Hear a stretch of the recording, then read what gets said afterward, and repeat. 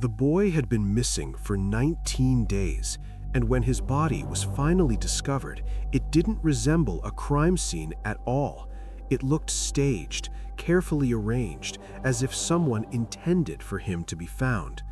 There were no signs of struggle, no visible injuries, no chaos, only a quiet, unsettling stillness that made investigators question whether they were looking at a murder or something far more calculated and deliberate.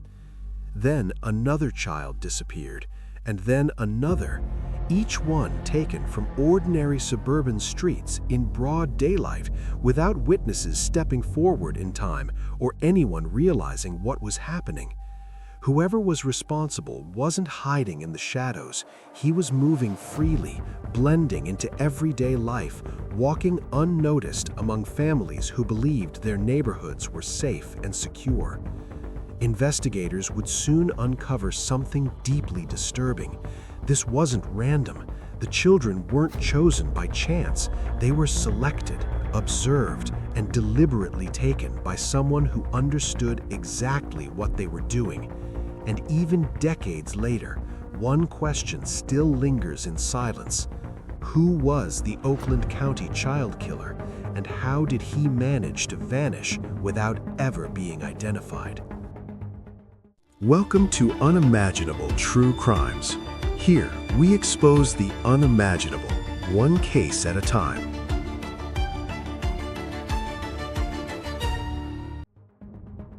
In 1976, Oakland County, Michigan was everything a family could hope for. Quiet neighborhoods, friendly neighbors, and streets where children played freely without fear of danger lurking nearby. Parents trusted their surroundings completely. Children walked to stores alone, rode their bikes after sunset, and moved through their communities with a sense of freedom that felt entirely normal at the time. 12-year-old Mark Stebbins was one of those children, quiet, polite, and familiar to nearly everyone in his neighborhood, known as someone who followed rules and rarely caused concern. On the evening of February 15, Mark left his home to walk just a few blocks, a simple routine he had completed many times before without incident or any reason for worry. There was nothing unusual about that night. No warning signs, no suspicious behavior, and no reason for anyone to believe that something terrible was about to unfold. But Mark never returned home, and what began as a normal evening quickly turned into something no one in the community was prepared for. At first, there was no immediate panic. Children sometimes stayed out late or lost track of time, and families assumed he might have gone somewhere without informing anyone. But as the hours passed and the night grew quieter, concern began to settle in, slowly at first, then with increasing urgency as time continued slipping away. That concern soon turned into fear, and fear into something far worse as the realization set in that this wasn't just a delay. Something was seriously wrong. Police were called, and a search began almost immediately. Neighbors joined in, scanning streets, backyards, and nearby wooded areas, hoping to find any trace of him. But there was nothing. No witnesses, no clues, no indication of where Mark had gone or who might have taken him from such a seemingly safe environment. Days passed, then weeks, and the case began to grow cold, yet his family held on to hope, believing he might somehow still be found alive.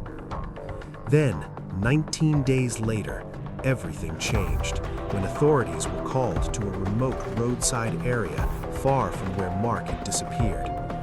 His body had been discovered, but what shocked investigators wasn't just the distance, it was the condition in which he was found. Mark had been washed, his clothes clean, his hair neatly combed, as if someone had taken time to prepare him before leaving him behind. Whoever had taken him had cared enough to remove visible evidence, creating a scene that felt disturbingly controlled and intentional. This detail would haunt investigators, shifting the case from a tragic abduction into something far more complex and psychologically disturbing. At first, authorities believed this might be an isolated incident, a single horrific crime that did not indicate a broader threat.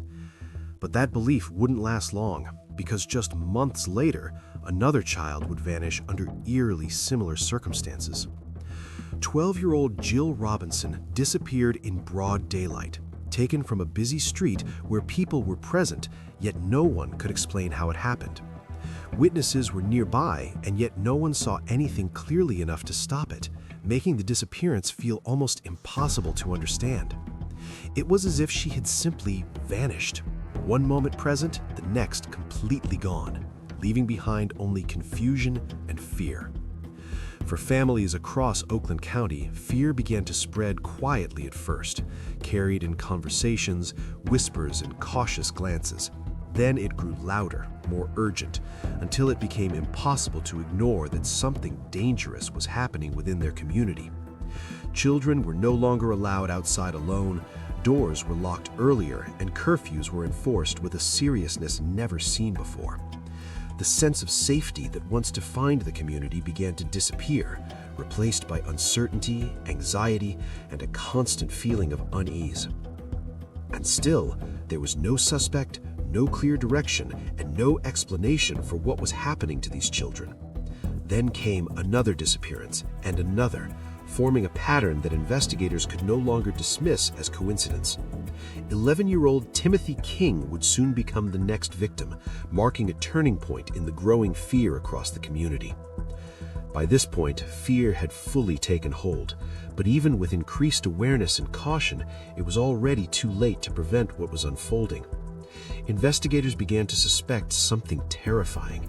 These crimes were not random, and the victims were not chosen by chance.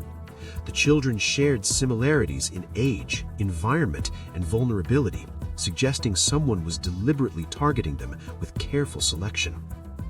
Someone was watching, waiting, studying their routines, and choosing the exact moment to act without being noticed.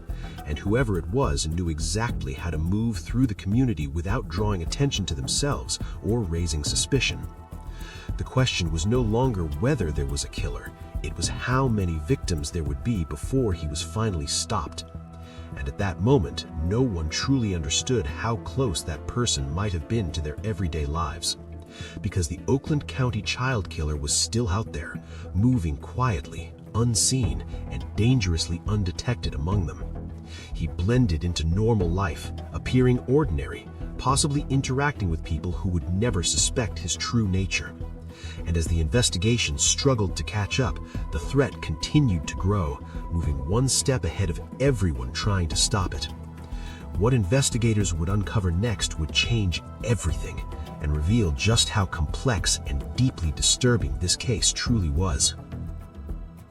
By the time Timothy King disappeared, fear had already taken hold across Oakland County, but no one expected just how calculated, controlled, and deliberate this next abduction would be. On March 16, 1977, Timothy left his home to walk a short distance to a nearby drugstore, a routine errand that seemed simple, familiar, and completely harmless. He carried only a small amount of money, just enough to buy candy, unaware that this ordinary moment would become the last time his family would ever see him. The trip was expected to take only a few minutes, a quick walk there and back, something he had likely done before without concern or hesitation. But Timothy never returned home, and as minutes turned into hours, a familiar sense of fear began to spread once again throughout the community. This time, however, something was different. There were witnesses who had seen fragments of what might have happened before Timothy disappeared. Several people reported seeing a boy matching Timothy's description, speaking with an adult man near the store shortly before he vanished. The man did not appear threatening or aggressive. In fact, he seemed completely ordinary, which may have been exactly what allowed him to approach without raising suspicion. That normal appearance made the situation even more dangerous, suggesting the killer relied on trust and deception rather than force to control his victims. Some witnesses believed Timothy may have willingly approached the man, possibly drawn in by conversation, curiosity, or a convincing and carefully delivered lie. There were no signs of struggle, No calls for help, only a quiet disappearance that unfolded in plain sight without interruption or resistance. Then, just like that, Timothy was gone, leaving behind nothing but unanswered questions and a growing fear among those who had seen him moments earlier. Within hours, panic spread rapidly as police were notified and search efforts began once again, this time with greater urgency and intensity. Investigators now had something they hadn't had before, a possible description of the man seen with Timothy shortly before he disappeared. It wasn't detailed, and it wasn't enough to identify anyone definitively, but it provided a starting point, something tangible in an otherwise uncertain case. A sketch was created, capturing a vague likeness of the suspected individual, though it remained frustratingly incomplete and open to interpretation. Despite its limitations, the sketch marked the first real lead in a case that had previously been defined by absence rather than evidence. Search teams worked around the clock, combing neighborhoods, wooded areas, and remote locations in a desperate attempt to find Timothy alive. Helicopters scanned from above, their lights sweeping across the darkness, while officers moved door to door, searching for anything that might provide a clue. But just like before, there were no immediate answers, no clear direction, no solid evidence pointing to where Timothy had been taken. Then, 6 days after his disappearance, the search came to a devastating end when Timothy's body was finally discovered. He had been left in a remote area, far from where he was last seen, placed in a way that suggested deliberate positioning rather than concealment. And just like the previous victims, he had been cleaned, his clothing neat, his appearance carefully maintained, reinforcing a disturbing pattern. There were no signs of chaos, no evidence of a struggle, only the same unsettling control investigators had observed in earlier cases. This wasn't random violence, it was controlled, methodical, and consistent, indicating a perpetrator who planned every detail with precision. Investigators now understood they were dealing with someone highly organized, someone capable of maintaining control over both victims and crime scenes. Someone patient enough to wait, careful enough to avoid detection, and confident enough to continue without leaving behind clear evidence. Perhaps most disturbing of all, the evidence suggested that the victims had been kept alive for a period of time after being taken. This meant the killer wasn't acting impulsively. He was maintaining control over his victims for days before ending their lives. It introduced a psychological element that investigators could no longer ignore, something far deeper and more complex than they had initially believed. This wasn't rage-driven violence, and it wasn't chaotic behavior. It was calculated, deliberate, and disturbingly controlled. It pointed to a person who derived something from the process itself, not just the outcome, making the case even more unsettling. At the same time, it raised another terrifying question. Where were the victims being held during those missing days? Somewhere hidden, somewhere secure, somewhere the killer could operate without interruption or risk of being discovered. And wherever that place was, it meant the killer had access to a private environment, not just a random or temporary location. As investigators pieced together the evidence, they began considering something even more alarming. What if this wasn't the killer's first time? Old case files were reopened, unsolved disappearances reviewed, and patterns compared in search of anything that matched what they were seeing. Then, a potential suspect emerged, a man with a troubling history and behavior that raised serious concern among investigators. He lived within driving distance of multiple abduction sites and owned vehicles similar to one described by witnesses. For a moment, it seemed like investigators might finally be getting close, but what they would uncover next would complicate the case even further. With multiple victims and rising fear across the community, investigators could no longer treat these as isolated cases. It was now clear they were dealing with a serial offender operating within Oakland County. A specialized task force was formed, bringing together local police, state authorities, and federal investigators, all working under increasing pressure to identify the killer before another child disappeared. Despite the growing resources, the case remained frustratingly complex, with more questions than answers and very little physical evidence to guide investigators toward a definitive suspect. The first step was identifying patterns, looking beyond the obvious to uncover connections that could reveal how the victims were being selected and targeted. All of the victims were children, similar in age, taken from environments where they felt safe, suggesting the killer understood their routines and vulnerabilities in detail. They had all been abducted in public spaces, often during daylight or early evening, without signs of struggle, indicating the children did not perceive immediate danger. This led investigators to a critical conclusion. The victims likely trusted the person who approached them, or at least didn't feel threatened enough to resist.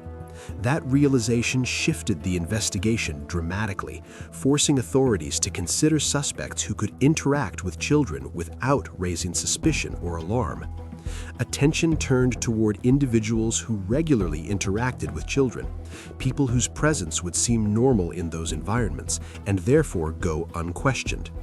Teachers, neighbors, delivery workers, and even authority figures were considered, rapidly expanding the suspect pool to an overwhelming number of possibilities. The broader the search became, the harder it was to narrow down potential suspects, creating a situation where nearly anyone could be considered a possibility. Meanwhile, forensic teams worked to uncover physical evidence, searching for fibers, fingerprints, or any trace that could link the crimes together. But the careful cleaning of the victims had removed nearly all usable evidence, leaving investigators with little to analyze and few leads to follow. This level of control suggested the killer was not only organized but experienced, someone who understood investigative processes and how to avoid detection. That raised a disturbing possibility. This might not have been the killer's first crime, and earlier victims could exist without being connected. Investigators began reopening older cases, searching for similarities that might reveal a longer pattern of behavior extending beyond Oakland County. Then, a potential suspect emerged, a man with a troubling history involving inappropriate behavior around children and access to transportation. He lived within a range that made it possible for him to be present near multiple abduction sites, and his vehicle matched witness descriptions. For a brief moment, it seemed investigators might finally be closing in on someone who fit both the behavioral and logistical profile. But when questioned, the suspect denied any involvement, and without concrete physical evidence, authorities were unable to move forward. The lead faded quickly, leaving investigators once again at a standstill, forced to reconsider their approach and explore new possibilities. Then, a new development shifted the investigation. A witness came forward with additional details about Timothy's disappearance. According to this account, the man seen with Timothy may not have been alone at the time of the abduction. This introduced a deeply unsettling theory that more than one individual could be involved in these crimes. If true, it would mean the level of coordination required was far greater than previously imagined. Some investigators began to consider the possibility of an organized group, while others remained skeptical, believing the witness could be mistaken. The disagreement created tension within the task force, slowing progress and dividing focus across competing theories. Meanwhile, surveillance efforts increased across neighborhoods, with officers monitoring areas where children were most vulnerable. Undercover officers were deployed, blending into communities in an attempt to observe suspicious behavior without drawing attention. They posed as ordinary civilians, watching carefully for any sign of someone approaching children in a similar manner. Every unfamiliar face, every parked car, and every unusual interaction became a potential lead worth investigating. Schools implemented stricter security measures, and parents began escorting their children everywhere, dramatically changing daily routines.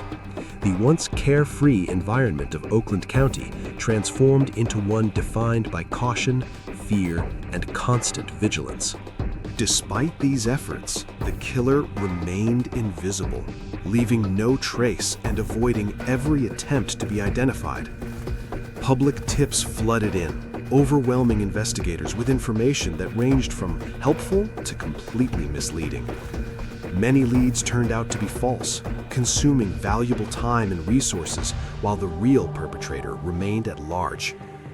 Media coverage intensified, bringing national attention to the case and increasing pressure on law enforcement to produce results. Families of the victims demanded answers, their grief compounded by the lack of progress and growing uncertainty. Behind the scenes, investigators struggled with conflicting theories, internal disagreements, and the weight of public expectation. Some believed the killer was acting alone, highly organized and intelligent, capable of maintaining control over every aspect of the crimes. Others remained convinced multiple individuals were involved, pointing to inconsistencies that suggested coordination and shared responsibility. Amid this uncertainty, one area began to offer clarity. Psychological profiling provided insights into the mindset behind the crimes. Experts described the offender as methodical, controlled, and socially functional, capable of blending into everyday life without raising suspicion. The killer was likely intelligent, organized, and able to appear trustworthy to both children and adults. This meant the suspect could be someone entirely unremarkable on the surface, a neighbor, coworker, or even a friend. That realization made the case even more unsettling, as it suggested the danger could be much closer than anyone expected. Then, during a routine review of evidence, a small detail resurfaced, something previously overlooked by investigators. It was subtle and easily dismissed on its own, but when connected across multiple cases, it revealed a potential pattern. Investigators began re-examining the evidence with fresh perspective, searching for connections they may have missed earlier. Slowly, the pieces started to align, forming a clearer picture of how the crimes had been carried out. It was a pattern hidden in plain sight, overlooked not because it was invisible, but because no one had seen how it fit together. As investigators leaned in closer, they realized this detail could be the breakthrough they had been searching for. If their interpretation was correct, it would change everything about how the case was understood. But it also meant something far more troubling. The answer had been there all along. They had seen it, but failed to recognize its significance until now. And now, with this realization, the investigation was about to enter a completely new phase. A phase that would bring them closer than ever before to understanding the truth, but also one that would reveal just how complex and disturbing that truth might be. Because the more they uncovered, the clearer it became that this case was far from simple. And the deeper they looked, the more unsettling the connections became. What they had once believed to be separate details were now forming a cohesive and alarming pattern. A pattern that pointed towards something far more organized than anyone had initially imagined. Investigators began to prepare for what this discovery might mean, because if they were right, everything about the case was about to change. And with that realization came a growing sense of urgency. They were closer than ever before, but still missing the final piece. A piece that could confirm everything they suspected, or unravel it completely. The tension within the investigation reached its peak. Every decision now carried weight, every detail mattered. They couldn't afford to overlook anything again, because this time the truth was within reach, and it was waiting to be uncovered. Hidden in the evidence they had been studying all along, waiting for someone to finally see it clearly, to connect the pieces the right way, and understand what had been missed from the very beginning. Because once they did, everything would change. The case, the suspects, the entire narrative. What they had missed was right in front of them the entire time, and now They were finally ready to see it. The detail investigators had overlooked seemed minor at first, but once it was recognized, it forced them to reevaluate every assumption they had made about how these crimes were committed. All 3 victims had been missing for several days before being found, yet each showed signs of being cared for during that time, suggesting a controlled and deliberate environment. This meant the killer needed a secure, private location, somewhere the victims could be kept hidden without interruption, far from public view or accidental discovery. It wasn't a random or temporary space. It had to be stable, familiar, and accessible over multiple days without drawing attention. Investigators began identifying properties that fit this profile, including homes with basements, isolated buildings, and locations where activity might go unnoticed. But the number of possibilities was overwhelming, and without direct evidence, narrowing the list proved extremely difficult. Then another connection surfaced, one that had been present from the beginning but had gone largely unnoticed. Each victim had last been seen near major roads, locations that allowed quick access while still offering enough activity to avoid suspicion. These areas were not overly crowded, but they weren't isolated either, creating the perfect balance for someone who needed to move quickly and discreetly. This pattern suggested the killer was highly familiar with the area, someone who understood traffic patterns, timing, and how to navigate without drawing attention. He wasn't just passing through, he was local, someone embedded within the community and comfortable moving through it unnoticed. With this realization, investigators narrowed their focus to individuals who lived or worked within close proximity to the abduction sites. They began analyzing people who had consistent access to vehicles, private spaces, and the flexibility to move without raising suspicion. That's when a disturbing theory began to take shape, one that investigators had considered before, but now could no longer ignore. What if the killer wasn't acting alone, but instead was part of something larger, something coordinated and structured? The idea of a network began to gain traction as connections between individuals started to emerge across multiple aspects of the investigation. Investigators examined relationships between suspects, searching for shared histories, overlapping locations, and patterns of interaction. Friends, co-workers, and acquaintances were mapped out, forming a web of connections that grew more complex with each new discovery. Slowly, patterns began to emerge, not definitive proof, but enough to suggest that certain individuals were more closely linked than expected. Then, one name stood out, drawing attention due to a combination of behavior, access, and proximity to key locations in the case. This individual had a troubling background and connections to multiple areas associated with the victims, making him a strong person of interest. He had access to vehicles, private spaces, and the ability to move through the community without raising suspicion. Most importantly, he had opportunity, repeated opportunities that aligned closely with the timing of the abductions. Investigators began building a case around him, carefully assembling observations and evidence to support their growing suspicion. Surveillance was initiated quietly, with officers monitoring his movements and routines without alerting him to their presence. They watched where he went, who he interacted with, and how he spent his time, looking for anything that might confirm their theory. At first, nothing seemed unusual. His behavior appeared normal, consistent with someone living an ordinary daily life. But then, subtle patterns began to emerge, small details that, when viewed together, became difficult to ignore. He was frequently seen near areas where children gathered, not interacting directly, but observing from a distance.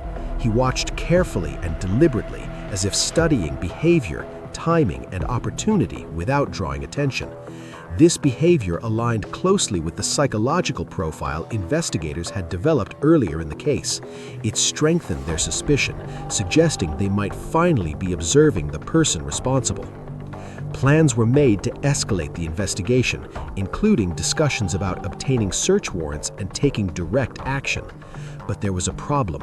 The evidence, while compelling, remained circumstantial and not strong enough to justify immediate intervention. Investigators needed something more concrete, something that could directly connect the suspect to the crimes. Then, unexpectedly, a new lead emerged, one that would push the investigation in an entirely new direction. A tip connected the primary suspect to another individual with similar access, behavior, and potential involvement. This revived the theory of multiple offenders, suggesting the case might involve more than one person working together. Investigators expanded their focus again, mapping out additional connections and examining how these individuals might be linked. The case became more complex, but within that complexity, there was also a sense of progress. Pieces that once seemed unrelated were beginning to align, forming a clearer picture of what might have happened. The investigation gained momentum as patterns became more defined and connections more consistent. Yet, despite this progress, uncertainty remained. Investigators understood more than before, but not enough to close the case. Then, a critical piece of evidence surfaced, something that tied multiple elements together in a way that hadn't been possible before. It was the kind of detail that shifts an entire investigation, forcing everything to be reconsidered under a new perspective. Once it was recognized, there was no turning back. The case had entered a new and decisive phase. Everything that followed would now be shaped by this discovery and the new understanding it brought. Investigators moved quickly, revisiting timelines and reconstructing events with this new information in mind. They began mapping movements more precisely, aligning suspects with specific moments in the case. For the first time, a consistent sequence began to appear across all known incidents: abduction, transport, containment, and eventual release, each step following a deliberate and repeated pattern. The process was methodical, almost clinical, suggesting a level of planning far beyond what they had initially believed. The suspect's movements were mapped in detail, revealing proximity to key locations without direct overlap. He was always nearby, but never close enough to raise immediate suspicion, close enough to act, but distant enough to remain unnoticed. This precision reinforced the idea that the crimes were carefully planned and executed with intent. Surveillance intensified, with investigators monitoring every movement more closely than ever before. Every stop, every route, every decision was documented in an effort to uncover a definitive link. Then, unexpectedly, the suspect made a sudden and unplanned movement. He left his home and began driving without a clear destination, triggering immediate attention from surveillance teams. Officers followed carefully, maintaining distance to avoid detection while tracking his route. The path he took began to feel familiar, unsettlingly familiar. It passed near one known recovery site, then another and another, each location connected directly to the victims, forming a pattern that could no longer be dismissed as coincidence. Investigators realized this wasn't random movement, this was deliberate. The suspect wasn't just traveling through these areas, he was retracing them, retracing the path of the crimes as if revisiting something only he understood. This changed everything. The investigation had moved from theory to something far more tangible. They were no longer just observing a suspect, they were witnessing behavior that directly aligned with the case. In real time, the pattern they had been studying was unfolding before them, and it confirmed what they had feared all along. They had found a connection, one that tied locations, timing, and behavior together. But that connection raised even more questions than it answered, because if they were right, this was only part of a much larger picture, a picture that suggested deeper involvement and possibly more than one person. The closer they got, the more complex the case became, and the more unsettling the truth began to feel. Because this wasn't just about a single suspect anymore, it was about understanding the full scope of what had been happening, and what they were about to uncover was far darker than anyone had imagined. The connection investigators uncovered was not just a suspect, it was a system, a structure hidden beneath ordinary lives, operating quietly within the community without drawing attention. It suggested something far more complex than a single offender, pointing instead toward the possibility of coordination, planning, and shared involvement. The evidence began to reshape everything investigators thought they understood about the case. This may not have been the work of one individual acting alone. Instead, it raised the possibility of multiple individuals working together, each playing a role in a carefully executed sequence. Investigators began reconstructing the full sequence of events, aligning timelines, movements, and behaviors to understand how each crime unfolded. Each abduction followed a consistent pattern, suggesting repetition, planning, and a clear understanding of how to approach victims without resistance. The initial approach was calm and controlled, with no signs of force, indicating the victims did not perceive immediate danger. From there, the transition into a vehicle appeared seamless, as if the situation never escalated into something the victims recognized as a threat. Once inside, the victims disappeared completely, leaving no trace of where they had been taken or what had happened next. But what followed was even more disturbing than the abductions themselves. The victims were kept alive for days, suggesting prolonged control and a level of planning that extended far beyond the initial act. They were fed, cleaned, and maintained in a way that indicated deliberate care rather than neglect or chaos. This wasn't impulsive violence, it was controlled behavior, carried out with precision and intention. It suggested repetition, familiarity, and a process that had likely been practiced or refined over time. Eventually, the final stage was carried out, completing a sequence that investigators now recognized as structured and deliberate. The victims were transported to carefully selected locations, chosen not for concealment but for eventual discovery. They were placed in positions that ensured they would be found, reinforcing the idea that the discovery itself was part of the process. It was intentional, almost symbolic, as if the act did not end with the crime, but extended into how it was revealed. Investigators began to consider whether the discovery of the victims was part of the psychological pattern behind the crimes, as if the perpetrator needed the process to be completed, not just hidden. By this point, investigators understood the pattern clearly, but understanding alone was not enough to solve the case. They still needed proof, something concrete that could definitively link the suspect to the crimes. And that proof remained just out of reach, despite everything they had uncovered. The evidence pointed in a direction, but it wasn't strong enough to confirm it beyond doubt. Despite months of investigation, no arrests were made and no charges could be filed. The suspects remained only that, suspects, surrounded by suspicion but not by proof. Slowly, the investigation began to stall, losing momentum as leads dried up and new information became scarce. Attention shifted, resources were redirected, and the urgency that once defined the case began to fade. What had once been an active and intense investigation started to slip into uncertainty. But for the families, nothing had changed. The loss remained, and the questions were still unanswered. They were left with uncertainty, searching for meaning in a situation that offered none. Who was responsible for these crimes, and why were these children chosen? Even decades later, those questions remain unanswered, lingering in the silence left behind by the case. Because despite everything that was uncovered, the truth was never fully confirmed, and the person or people responsible may have never been definitively identified. They may have continued living normal lives, never facing consequences for what had been done, leaving behind only fragments of a story, pieced together by investigators but never fully resolved, and a mystery that continues to haunt those who still search for answers. In the years that followed, Oakland County slowly tried to return to normal, but the sense of safety that once defined the community had been permanently altered.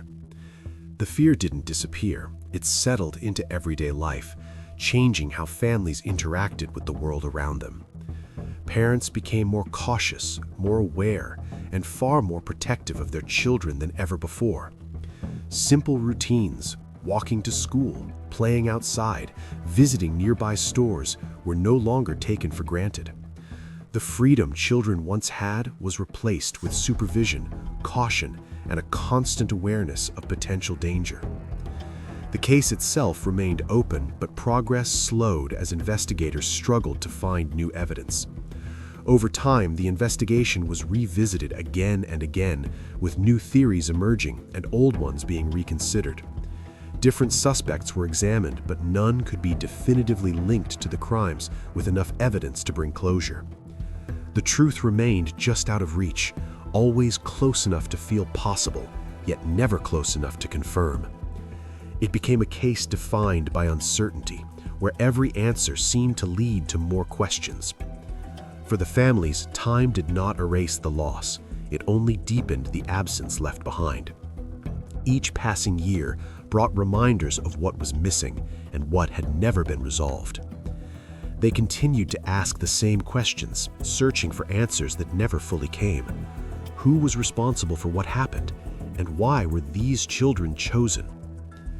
Decades later, the case remains unsolved, a mystery that has resisted every attempt to fully uncover the truth. It stands as a reminder of how even the safest communities can be vulnerable to hidden dangers. Because sometimes the most dangerous threats are not the ones we see. They're the ones that blend in, unnoticed, existing quietly within the world around us. And for the families of the victims, even the passage of time could never bring true closure, because justice, in this case, was never fully realized. If this story held your attention, take a moment to like the video, subscribe to Unimaginable True Crimes, and turn on notifications so you don't miss the next investigation. Your support helps keep these stories alive.